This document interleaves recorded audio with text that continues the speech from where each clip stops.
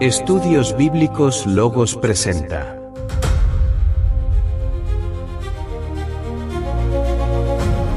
Gran enciclopedia temática y expositiva de la Biblia. En esta sección presentamos los pactos de Dios con Noé y la Torre de Babel. Aprenderemos lo que ocurrió durante los primeros 100 años después del diluvio.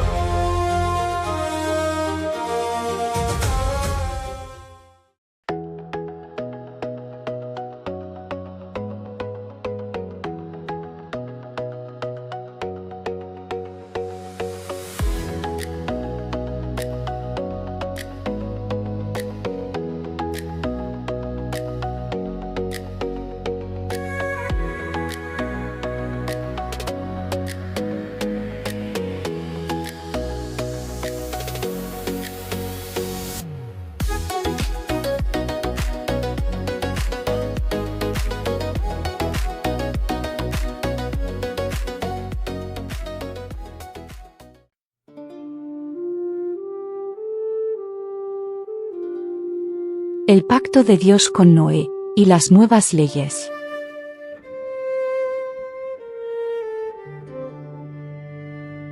Al salir del arca, aproximadamente en el año 1657 después de la creación, es decir, en el año 2289 a.C., Noé y su familia recibieron instrucciones que recordaban profundamente el mandato dado a Adán hacía más de 1650 años. Dios reafirmó el dominio del hombre sobre la creación, delegando en los 3 hijos de Noé la inmensa responsabilidad de repoblar la tierra.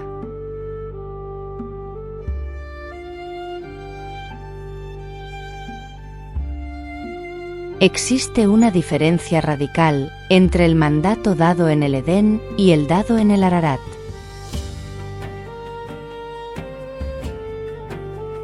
Durante los primeros 1656 años, el hombre fue estrictamente vegetariano, sustentándose de vegetales, granos y productos lácteos.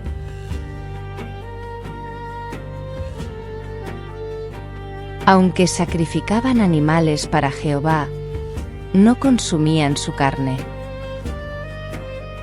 Luego del diluvio, por primera vez, Dios autorizó el consumo de carne animal. No obstante, al igual que Adán tuvo la restricción del fruto prohibido, Noé recibió una restricción vital: la abstención de la sangre. Pero carne con su vida, que es su sangre, no comeréis. Génesis 9, verso 4. Para Dios, la sangre no es un simple tejido biológico. La sangre representa la vida. Esta importancia ya se había manifestado cuando la sangre de Abel clamó desde la tierra. Al prohibir su consumo, Jehová establece que la vida es sagrada y le pertenece únicamente a Él. Este principio se entrelaza con la distinción que Dios puso en el corazón de Noé sobre los animales limpios e impuros, determinando desde ese momento que la sangre del animal no era apto para el consumo humano y que debía ser evitado para preservar la salud y la santidad de la nueva generación.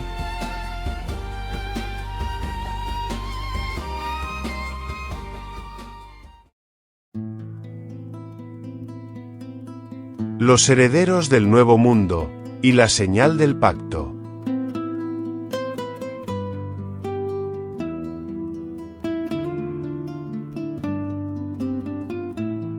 Solo 8 personas cruzaron el umbral entre el mundo antiguo y el nuevo. Aunque la Biblia no registra los nombres de las mujeres, el libro de Jaser nos ofrece detalles fascinantes sobre el linaje de esta familia. Según estos libros tradicionales, su esposa fue Nahama, hija de Enoc, que venía siendo su tía abuela y que era 82 años mayor que él. Según también esta fuente, Noé escogió a 3 hermanas, hijas de Eliakim, hijo de Matusalén, para ser las esposas de Sem, Cam y Jafet. Eran por tanto primas de sus esposos. Noé no tuvo más hijos, después del año 2289 a.C. La inmensa tarea de repoblar el planeta recayó exclusivamente sobre sus 3 hijos.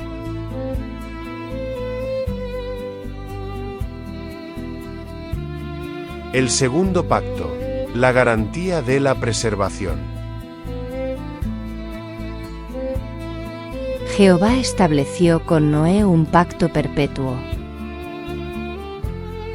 Si el primer pacto fue para preservarlos dentro del arca durante los 370 días de la Odisea, este segundo pacto es una promesa para toda la humanidad futura. Dios no volverá a destruir la vida sobre la tierra mediante un diluvio universal. Como sello de validez, Dios designó un fenómeno que aparecería entre las nubes: el arco iris. Es un fenómeno óptico y meteorológico que ocurre cuando los rayos solares atraviesan gotas de agua suspendidas en la atmósfera. Esto descompone la luz en un espectro continuo, de rojo a violeta.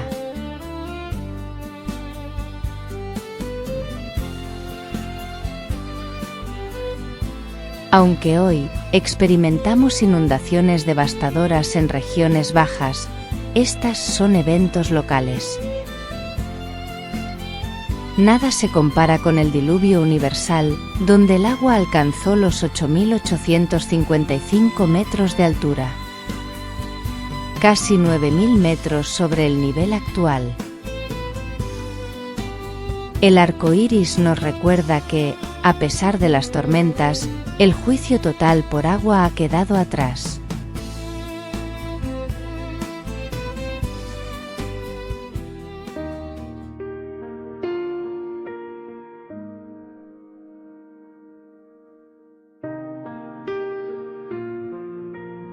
La embriaguez de Noé y el destino de las naciones. Aunque la Biblia no da una fecha exacta, el libro de los Jubileos sitúa este evento 12 años después del diluvio. Es decir, en el 2277 a.C. Noé, tras establecerse, plantó una viña.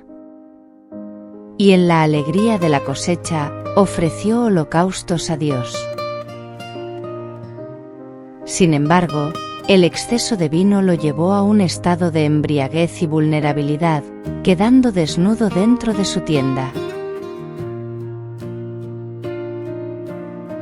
Este acto de desnudez, que siglos más tarde sería castigado con severidad en las leyes mosaicas, puso a prueba el carácter de sus hijos. Al entrar en la tienda, Cam observó la desnudez de su padre, sin mostrar el debido respeto ni intentar cubrirlo. En cambio, salió a divulgarlo a sus hermanos. Al contrario, Sem y Jafet, actuando con sabiduría y honor, ambos tomaron una prenda y caminaron de espaldas para cubrir a Noé, evitando mancillar su dignidad con la mirada.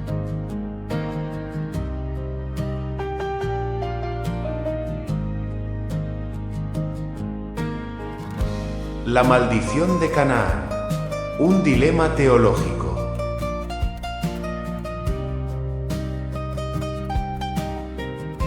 muchos se preguntan el por qué Noé maldijo a Canaán, el cuarto hijo de Cam, y no a Cam directamente. Aquí te ofrezco la respuesta clave. Todo esto, debido a que ya Dios había bendecido a Cam al salir del arca, como bien se describe en el libro de Génesis, capítulo 9, verso 1. Noé, como hombre de Dios, sabía que no podía superponer una maldición sobre una bendición dictada por Jehová. Así que Noé dirigió la maldición hacia el último retoño de Cam, Canaán, quien probablemente era un niño de no más de 5 años.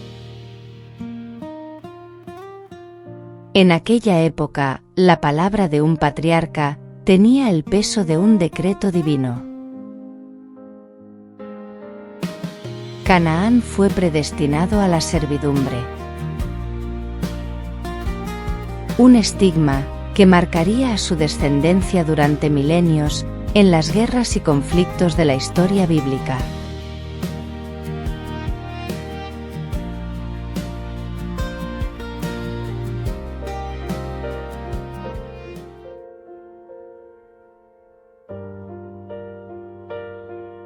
La repartición de la tierra y el origen de las lenguas.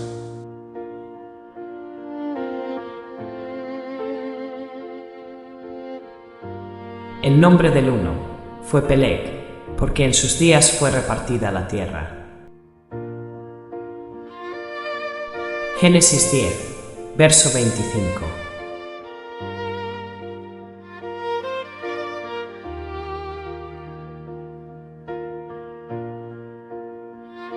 Tras el incidente, y antes del evento de la Torre de Babel, se inició el proceso de dispersión. Aunque la humanidad se resistía a separarse, los registros indican una organización clara. Tal como ocurriría con las tribus de Israel en el futuro. La tierra fue distribuida entre los descendientes de Sem, Cam y Jafet. Según Génesis 10, verso 31, la división no fue azarosa. Las naciones se agruparon por sus familias, sus tierras y fundamentalmente por sus lenguas.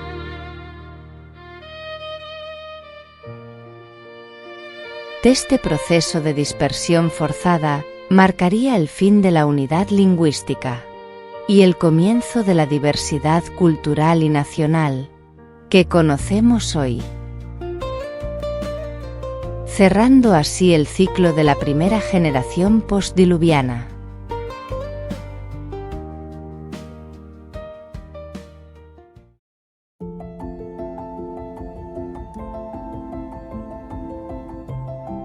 La Torre de Babel y el ascenso de Nimrod.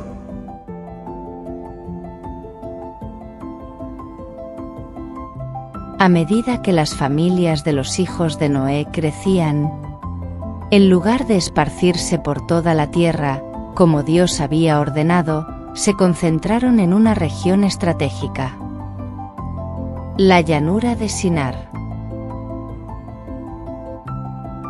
Este lugar, conocido en los registros históricos seculares como Sumeria, que era la cuna de la civilización mesopotámica, se convirtió en el epicentro del primer sistema político y religioso unificado después del diluvio.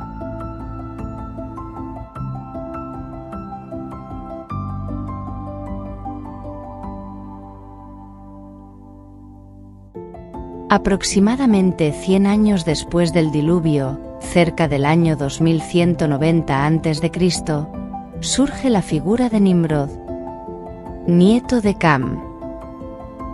Su perfil es complejo. Cus engendró a Nimrod, quien llegó a ser el primer poderoso en la tierra. Este fue vigoroso cazador delante de Jehová. Y fue el comienzo de su reino Babel, Erech, Akkad y Calne en la tierra de Sinar.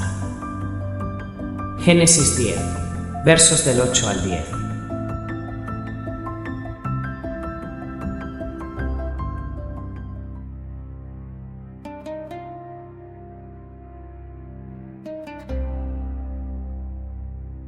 Nimrod fue el primer hombre en establecer un reino estructurado. Su influencia fue tan grande que se convirtió en un refrán de su época. Fue el líder de Babel, y aunque la Biblia no lo nombra explícitamente como el arquitecto de la torre, los eruditos y libros deuterocanónicos coinciden en que, siendo él el monarca y fundador de Babel, fue el cabecilla intelectual de la edificación.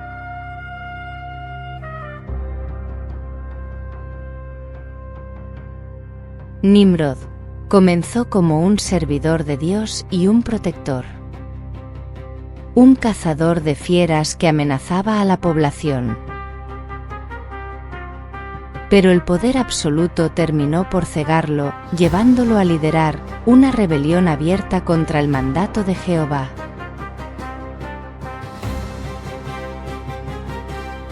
Hacia el año 2190 a.C., la población ya era considerable. Bajo el mando de Nimrod, la humanidad decidió construir una ciudad y una torre, cuya cúspide llegara al cielo. No era solo un reto arquitectónico, sino una declaración de independencia.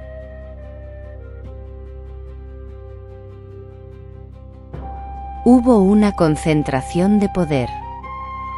Tanto así, que se negaron a dispersarse, desafiando la orden divina.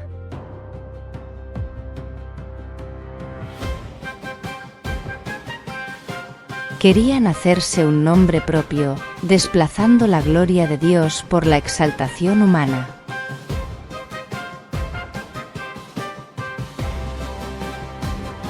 Este evento marca el fin de la unidad lingüística y el inicio de la confusión, que daría origen a la diversidad de lenguas que hoy conocemos, obligando finalmente a la humanidad a cumplir el plan original de llenar la tierra.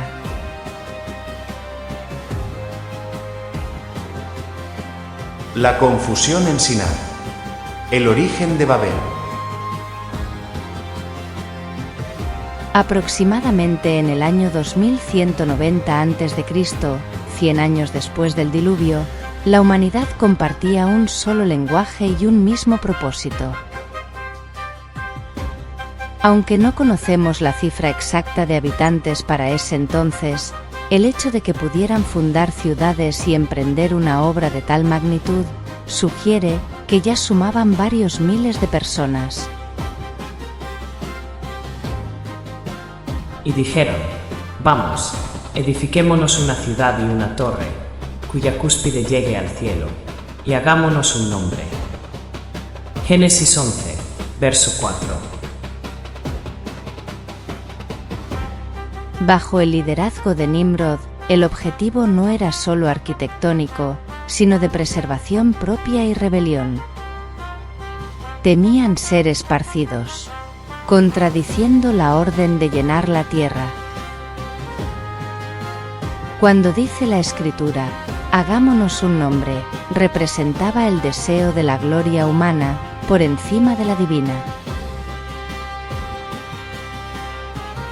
Jehová observó que la unidad en la desobediencia hacía al hombre imparable en su perversión. Su solución no fue la destrucción física, sino la confusión del lenguaje.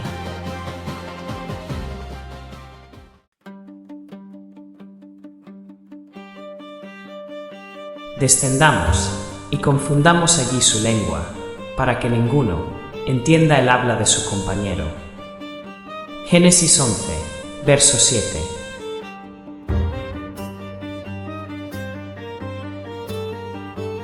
Al no poder comprenderse, la logística de la construcción colapsó.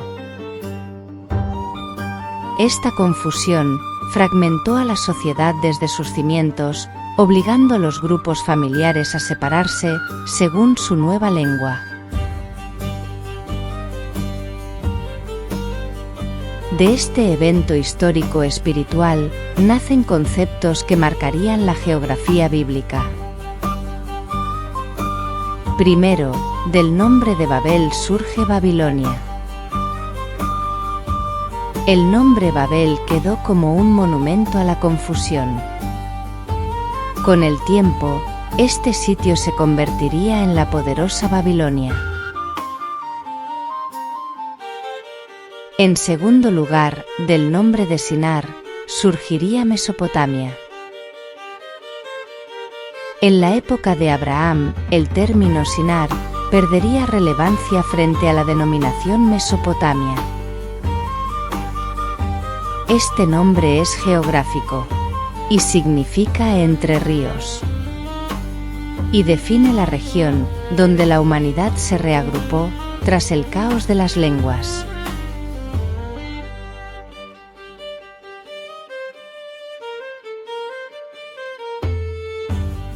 Eber y la herencia del idioma original. Para datar la confusión de las lenguas, la Escritura nos ofrece una clave cronológica en Génesis 10, verso 25, con el nacimiento de Pelé. Porque en sus días fue repartida la tierra. Según nuestro calendario, este evento se corresponde exactamente con el año 2189 a.C., apenas 100 años después del diluvio. La tradición sostiene que Eber se opuso a la construcción de la Torre de Babel. Como consecuencia de su obediencia, su familia fue preservada de la confusión lingüística, conservando el idioma original hablado desde los días de Adán. En Génesis 10, verso 21, se describe a Sem, específicamente, como el padre de todos los hijos de Eber, subrayando la importancia de esta rama genealógica. De su nombre deriva el término hebreo, el idioma que ha sido conservado a través de los milenios por la nación de Israel.